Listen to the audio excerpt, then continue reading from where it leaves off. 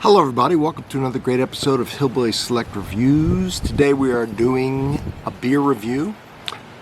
Might be windy. I mean, it is windy. I hope it doesn't talk a little louder in case you're getting some kind of wind noise here.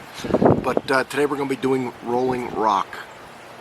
Alright, there it is. Classic green can. This beer is 4.5% ABV American Lager. Here's the story on it. 1939, made in Latrobe, Pennsylvania. Local beer for the blue-collar workers that were in the area. Very popular in the area at the time. I grew up close to there. And in the 70s, I remember this beer. It was very popular. It came in little green cans. They called little green grenades. They were like 8 ounces. And they came in bottles.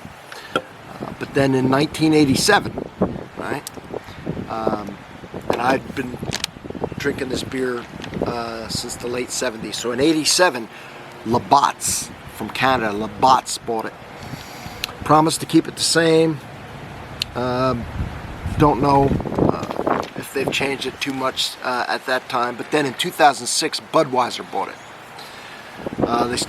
They moved it out of Latrobe and started brewing it in their Budweiser plant in Newark, New Jersey. In 2016, they merged with InBev, so it's Budweiser, Anheuser-Busch, InBev, and said they brew it in one of 10 breweries in the U.S. People close to this brand that have stayed with it all the time notice a change. They don't brew it in glass anymore. I think they don't for the ones that go in glass. Believe it or not, they actually brew it in glass for the beer that goes in cans. But it's changed. And now people say it just tastes like any old regular Bud product light beer. We'll see.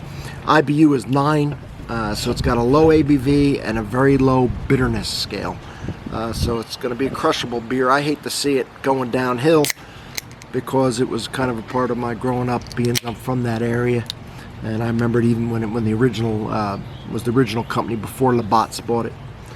But anyway, everything changes and then new stuff comes along that takes off and is better. They did a great marketing thing with this, and that's how it became from a local beer to international, or not international, but certainly national. All right, so here it is. Very pale yellow.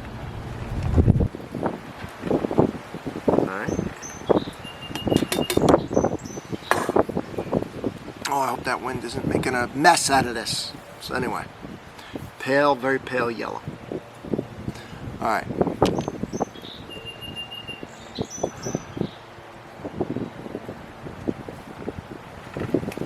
It's very, not a bad smell. Very light smell, very, a little bit, let me see here. Little bit of skunkiness to let you know you're drinking some beer. A little bit of vegetative, more of a hay or type smell. Almost a little bit of lemon type smell coming out of it, but generally not a strong nose. Let's give it a taste. It dissipated pretty quick.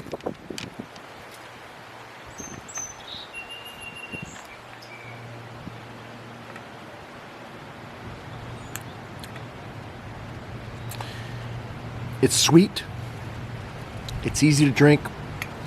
There's no bitterness until you finish on the back end, and it's such a light amount, it's not even funny. I mean, a lawnmower beer for sure. Something you could take a break, drink one of these, go right back to work with no problems. You've replenished some of your sweat. Not a lot in the flavor category at all.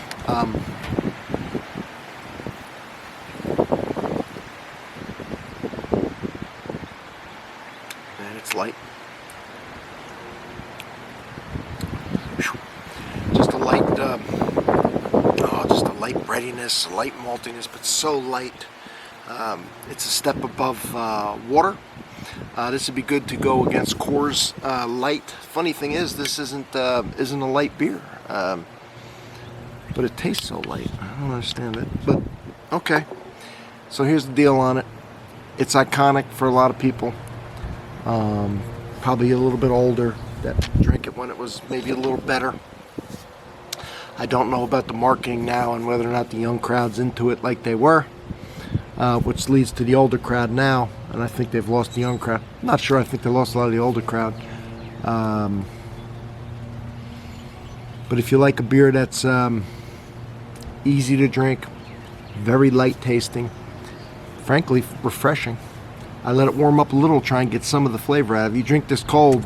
If you don't like the real taste of beer, but you want to have something, you're going to a party, you want to be drinking beer, but you don't want any kind of craft or high IBU or all that bitterness and all that stuff, then this is the beer for you. I mean, it's the beer for you. And it's got an iconic, classic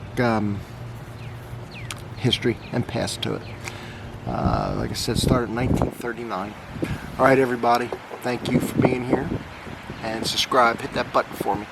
I'm trying to get, as I speak here, I'm very close to 2,000. Please help me get there. Subscribers. Thank you, everybody. Cheers.